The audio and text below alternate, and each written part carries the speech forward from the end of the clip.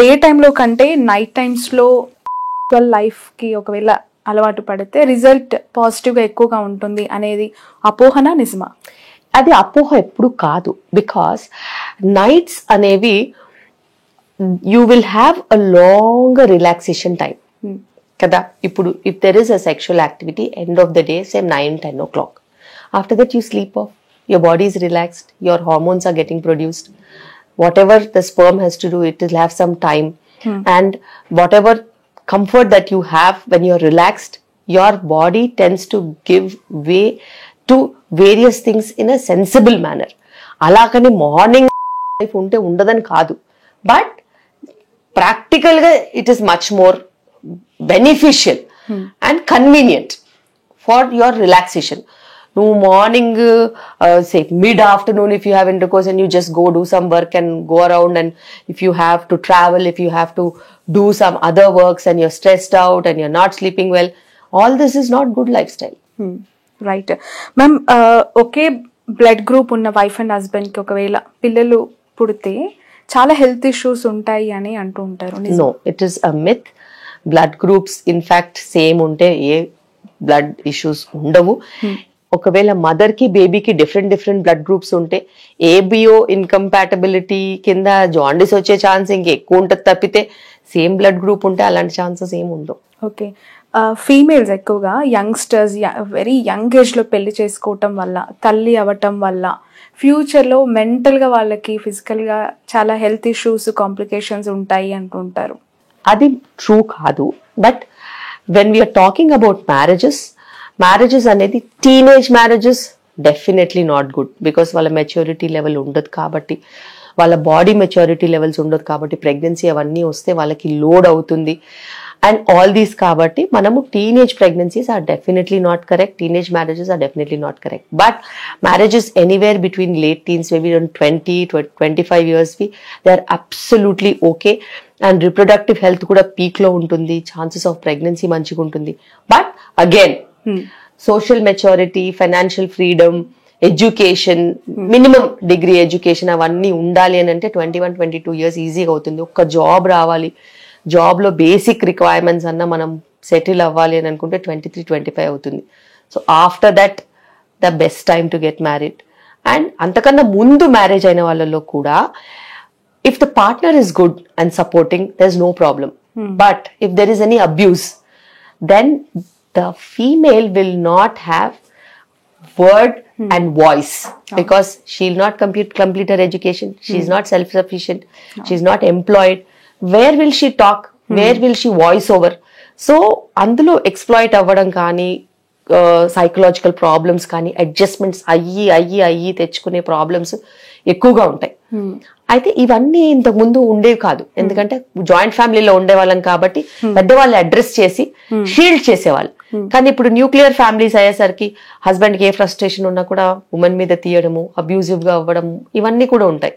And women is completely trapped in to the relationship because there are children that they have to take care of. వాళ్ళ మొహం చూసి వాళ్ళ కోసం భరిస్తూ ఉంటారు. బట్ ఈవెన్చువలీ 40s వచ్చేసరికి అదంతా చాలా ఎక్కువైపోయి, ఆ లోడ్ అంతా ఎక్కువైపోయి వాళ్ళ లైఫ్ అంతా వేస్ట్ అయిపోయినట్టు అనిపించి, అండ్ పిల్లలు కూడా ఎవరి దారి వాళ్ళు చూసేసుకుంటారు తర్వాత. Then they become very alone and they feel that pain and they get traumatised. Perimenopausal issues వచ్చేసరికి చాలా సైకలాజికల్ గా ట్రామాటిక్ గా ఫీల్ అవుతారు. రైట్.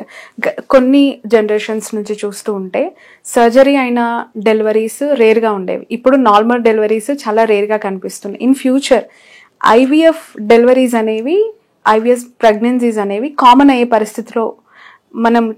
పరిస్థితులు చూడబోతున్నాం. అలాంటి సిచ్యువేషన్ రాబోతుందా అంటే? డెఫినెట్ గా ఫర్టిలిటీ ప్రెగ్నెన్సీస్ నిజంగానే ఎక్కువ అవబోతున్నాయి. Because we are going towards an epidemic of infertility. అది ఇంకా పాండమిక్, ఎపిడెమిక్ అన్ని ఒకటేలాగా అయిపోయాయి. ఇప్పుడు ఇన్ఫర్టిలిటీ చాలా ఎక్కువ అవుతుంది కాబట్టి. And over on top of it మేమేం చేస్తున్నామంటే, even if they have an IVF pregnancy, because we have a setup, we have every specialist in the hospital, we would definitely try for a normal delivery. If she's not delivering normally, then we will do a cesarean. So anything cesarean lo kuda blood loss chances untai. పీపీహెచ్లు ఇవన్నీ ఉంటాయి, post mortem హెమరేజ్లు, blood లాస్లు. దానికి అనుగుణంగా blood bank, దానికి అనుగుణంగా high risk anaesthesia team, దానికి అనుగుణంగా మన setup పెట్టుకోవాలి. అయితే ఏదైతేనేమి నార్మల్ డెలివరీకి మించిన సేఫ్టీ ఉండదు.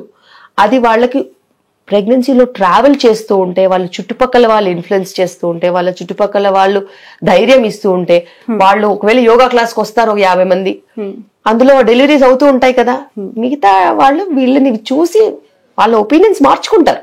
రైట్, డెఫినెట్ గా మార్చుకుంటారు. మ్యామ్ చాలా మంది ఈ ఐవీఎఫ్ ట్రీట్మెంట్స్ గురించి విన్న వాళ్ళు సెలబ్రిటీస్ చెప్తూ ఉన్న మాటలు విన్నప్పుడు, లైక్ స్పోర్ట్స్ లో ఉన్నారు, లైక్ వాళ్ళకి స్పోర్ట్స్ అనేవి కొన్ని ఇయర్స్ గా కంటిన్యూస్ ప్రాసెస్ ఉంటుంది, వాళ్ళు ఎగ్ ఫ్రీజింగ్ చేసుకోవాల్సిన పరిస్థితి.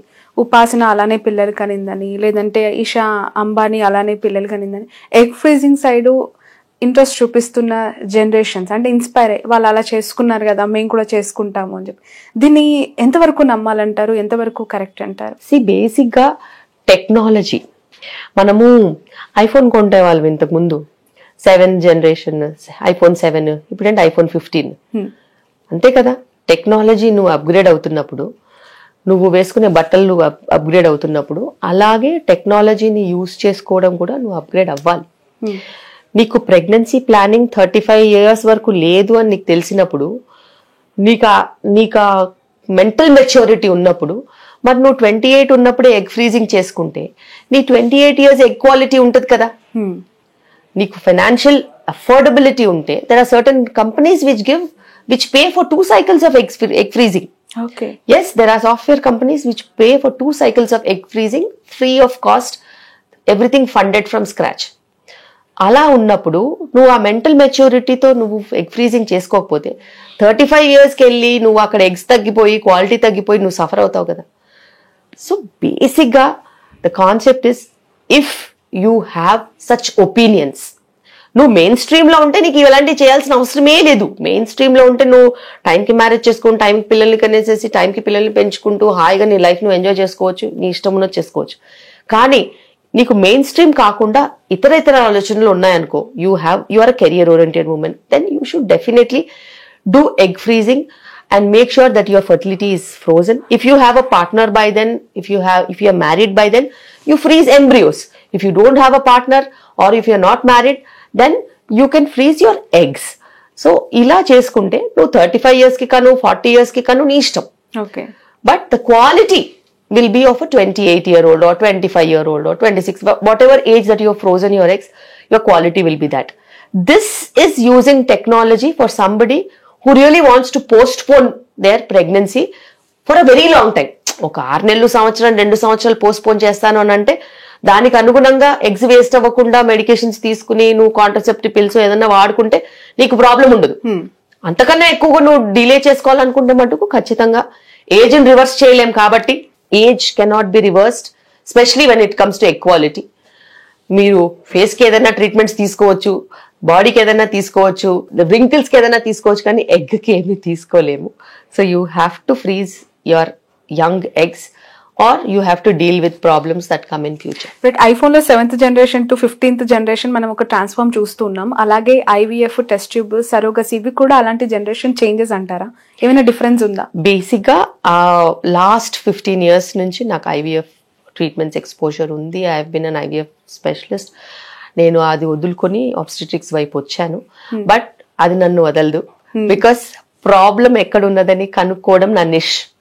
So I'm an expert of finding where the problem is. So అది తెలుసుకోవడానికి చాలా మంది ఫెయిల్ అయిన వాళ్ళు వస్తూ ఉంటారు, వాళ్ళకి తెలిసిన ఫ్రెండ్స్ ని పంపిస్తూ ఉంటారు. సో నేను గంటలు మాట్లాడను. నేను వాళ్ళ ఫైల్ చూసేసి అనలైజ్ అయిన తర్వాత, ఇది నీ ప్రాబ్లం, దీన్ని రెక్టిఫై చేసి నీకు ప్రెగ్నెన్సీ వస్తుంది, ఇంతే, 2 minutes. సో అది కూడా చెయ్యని వాళ్ళు చాలా మంది ఉంటారు. బికాస్ దేర్ ఆల్ బడ్డింగ్ కదా, వాళ్ళకి ఇయర్స్ ఆఫ్ ఎక్స్పీరియన్స్ లేదు కదా. చాలా సార్లు పేషెంట్ వచ్చింది గుడ్డిగా ఐవీఎఫ్ చేసేస్తారు. కానీ ప్రాబ్లం ఎక్కడ? మేల్ ఫ్యాక్టరా? మేల్లో ఏదైనా ప్రాబ్లమ్స్ ఉన్నాయా? వారికోసిల్ ఉందా? ఉమెన్ లో ఏదైనా ప్రాబ్లమ్స్ ఉందా? వెయిట్ ప్రాబ్లమా? ఎండోమెట్రియోసిస్ ప్రాబ్లమా? దీనికి ఏం చేస్తే సెట్ అవుతుంది? ఇవి రెండు ఎందుకు కలవట్లేదు, ఎందుకు ప్రెగ్నెన్సీ రావట్లేదు అని కనుక్కోవాలి. అది కనుక్కుని అది బ్రేక్ చేసామనుకో, దానికి కొన్ని టెస్ట్లు ఉంటాయి. చాలా సార్లు ఐవీఎఫ్ స్పెషలిస్టులు చెయ్యరు టెస్ట్లు. ఎందుకంటే వాళ్ళు ఏమనుకుంటారంటే, మనం ఇవన్నీ రాసామనుకో వీళ్ళు వెళ్ళిపోతారు, వీళ్ళు మన దగ్గర ట్రీట్మెంట్ కి రారనుకుంటారు. నాకు ఆ పని లేదు, నేను ఐవీఎఫ్ సెంటర్ పెట్టుకోలేదు. అవును. సో నాకు నీకు కారణం కావాలా, నేను కనుక్కుంటాను, ఫలానా టెస్ట్లు చేసుకుంటా, నేను ఐస్ బ్రేక్ చేస్తాను, మీ ప్రాబ్లం ఎక్కడుందో కనుక్కుంటాను, మీకు ట్రీట్మెంట్ కూడా ఈజీగా ఉంటుంది. అండ్ అలా ఐస్ బ్రేక్ చేసిన 50% of population are pregnant with me. నేను డెలివరీలు చేసేదే వాళ్ళకి. సో వాళ్ళకి నేను ప్రాబ్లమ్ సాల్వ్ చేసి బ్రేక్ చేశాను కాబట్టి వాళ్ళు నేను ఏది చెప్పినా అది వింటారు, because they have seen success with me. Exactly. అలాగే వాళ్ళు ప్రెగ్నెన్సీ జర్నీ కూడా ట్రావెల్ చేస్తారు. They will take that entire burden on my shoulder because they will know I will do the best for them. నేను వాళ్ళకి food చెప్పినా వింటారు, time పడుకోమన్నా వింటారు, లేకపోతే డయట్ ఎక్సర్సైజ్ చేయమన్నా వింటారు, అన్ని వింటారు. ఇంత హైలీ మోటివేటెడ్ పాపులేషన్ లో నేను డెలివరీస్ కూడా చేసుకోగలుగుతాను ఈజీగా. సో ఇది అలా వాకిన్ వచ్చే వాళ్ళని మేనేజ్ చేయడం కాదు, ఆల్రెడీ ఉన్న వాళ్ళు, తెలిసిన వాళ్ళు, ఆ సిస్టమ్ కి అలవాటు పడిన వాళ్ళు, వాళ్ళు కావాలనుకునే వాళ్ళని నేను మేనేజ్ చేస్తున్నాను కాబట్టి అది అలా నడుస్తుంది. దాదాపు కొన్ని వేల వీడియోస్, వందల interviews.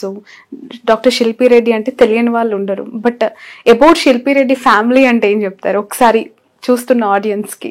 I'm a very family person. Basic గా నాకు 12 members పిల్లల్ని కలర్ ఉండేది. ఓ I always wanted to have a cricket team. 12 members? Yes. పెరిఫెరీస్ లో నేను ప్రాక్టీస్ చేశాను, అక్కడ ఊపిరి తీసుకోవడానికి కూడా టైం ఉండదు. దాని తర్వాత ఏదో చిన్న ఫర్టిలిటీ ఇష్యూస్ తో బాధపడ్డాను, దాని తర్వాత ఐవీఎఫ్ చేయించుకున్నాను. మీకు కూడా ఫర్టిలిటీ ఇష్యూస్, అన్ఎక్స్ప్లెయిన్డ్ ఇన్ఫర్టిలిటీ ఉండేది నాకు.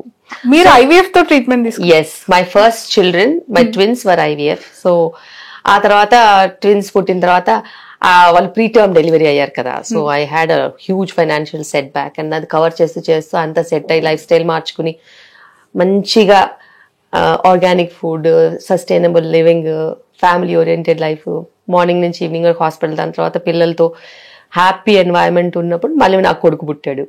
Then again there was an additional family member and we had lots of attention and all that.